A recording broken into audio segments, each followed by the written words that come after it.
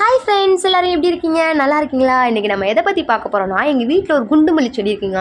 அதோட ஸ்மெல்லு வேறு லெவலில் இருக்கும். அதோட பூக்கள் பார்க்கவே நல்லா குண்டு குண்டாக அழகாக பெருசாக செம்மையாக இருக்கும். இருந்தாலும் அதில் எனக்கு என்ன பிரச்சனைனா, என் வீட்டு செடி நல்லா நிறைய இலைகளோட தளதளன்னு நிறைய வளமாக இருந்தாலும் அதில் பூக்களே நிறைய பூக்க மாட்டேங்குது. ஒரு நாளைக்கு 1 2 மேக்ஸிமமே 2 பூக்கள் மட்டும்தாங்க கொடுத்துட்டு இருந்துச்சு.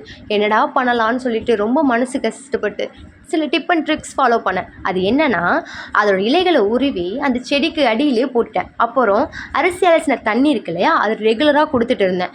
இது மாதிரி பண்ணி ஒரு 15 டேஸ் கழித்து நிறைய இலைகளும் துளிர்களும் நிறைய குட்டி குட்டி முட்களும் நான் பார்த்தேன். இது ரொம்ப சர்ப்ரைஸாக ரொம்ப எக்ஸைட்மெண்ட்டாக இருந்துச்சு. இப்போ என் செடியில் நிறைய முட்டுகளும் நிறைய பூக்களும் நிறைய குட்டி குட்டி பிஞ்சு பூ இருக்கு இல்லையா, அதெல்லாம் இருந்துச்சு. இப்போ எனக்கு ரொம்ப சந்தோஷமாக இருக்குது. இந்த டிப் அண்ட் ட்ரிக்ஸ் நிஜமாகவே யூஸ்ஃபுல்லாக இருந்தது. உங்கள் வீட்லேயும் செடி இருந்ததுன்னா இதை ட்ரை பண்ணி பாருங்கள். நல்லாவே யூஸ்ஃபுல்லாக இருக்கும். இது உங்களுக்கு பிடிச்சிருந்தா லைக் பண்ணுங்கள், ஷேர் பண்ணுங்கள், கமெண்ட் பண்ணுங்கள். Thank you, by.